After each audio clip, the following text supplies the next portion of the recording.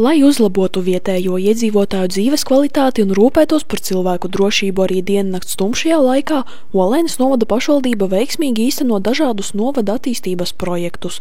Pie gājēju pārejām uzstādīti spoži gaismekļi, tiek labi iekārtoti daudz dzīvokļu namu pagalmi, vairākos ciemos attīstīta ūdens saimniecība. Piemēram, Stūnīšu ciemā ūdens saimniecības pakalpojumi nodrošināti, apvienojot vienā 3 atsevišķas ūdens apgādes sistēmas. Šī saimniecība apvienojot 3 atsevišķas iepriekšējās.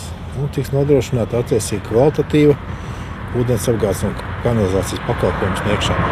Galvenokārt tas ietekmēs to, ka patiesībā šajā gadījumā privātu māju iedzīvotājiem līdz šim patiesībā nebija iespējams saņemt šādas pakalpojumus. Pavasarī ūdens saimniecības ierīkošanas darbi noslēgušies arī Olainas novada Grēnes ciemā. Tagad Stūnīšos un Grēnēs ūdens saimniecības pakalpojumi būs pieejami vairāk nekā 300 nekustamo īpašumu saimniekiem.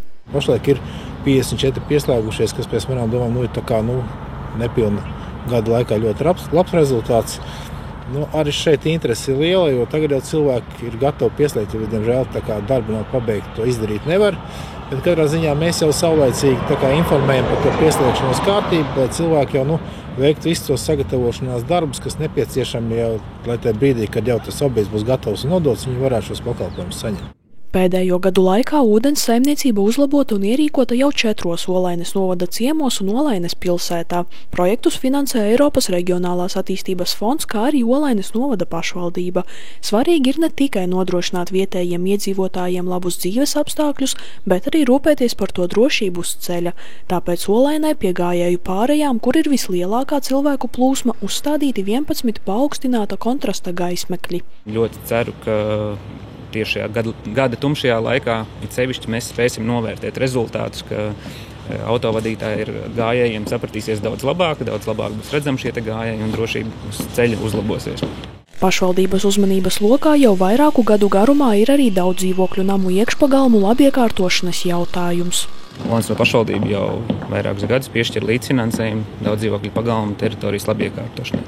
Kas var būt rotaļlaukuma izveide, kas var būt gājēju atjaunošana, apgaismojuma izbūde, stāvlaukuma izbūde. Šobrīd iekšpagalma seguma atjaunošana norit pie daudz dzīvokļu mājām Zemgalas ielā 47 un 51. Asfalta segums aizstāts ar bruģi, jo vēlāk veicot citus remonta darbus inženieru komunikāciju avāriju gadījumā jaunajā segumā neveidosies ielāpi, kā arī to nepieciešamības gadījumā varēs viegli nomainīt. Šī projekta ietvaros mēs daļēji sakārtojam inženieru komunikācijas, veicam sadzīves kanalizācijas remonts, lietas ūdens kanalizācijas atjaunošanas darbus, veicam gājēju celiņu atjaunošanu un braucamās daļas seguma atjaunošanu. Tā vismaz nav izrobojumi asfaltā, bet līdzena taka. Un var godīgi noiet. Daļa Olainas pilsētas daudz dzīvokļu māju atrodas uz privātīpašnieku zemes un iedzīvotāji par šo zemi maksā īri. Līdz ar to viņi nevar atļauties vēl papildus veikt arī liels labiekārtošanas darbus. Un tāpēc Olainas novada doma ir pieņēmusi lēmumu un veids šo daudz dzīvokļu māju iekšpagalmu atjaunošanu 100% par pašvaldības līdzekļiem.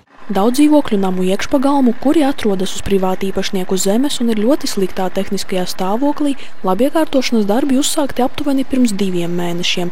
Viens no Zemgalas ielas namiem jau var lepoties ar pievilcīgu un sakārtotu apkārtējo vidi. Paredzams, ka līdz nākamajam gadam jauns vizuālais tēls tiks izveidots vēl 7 daudz dzīvokļu māju pagalmos.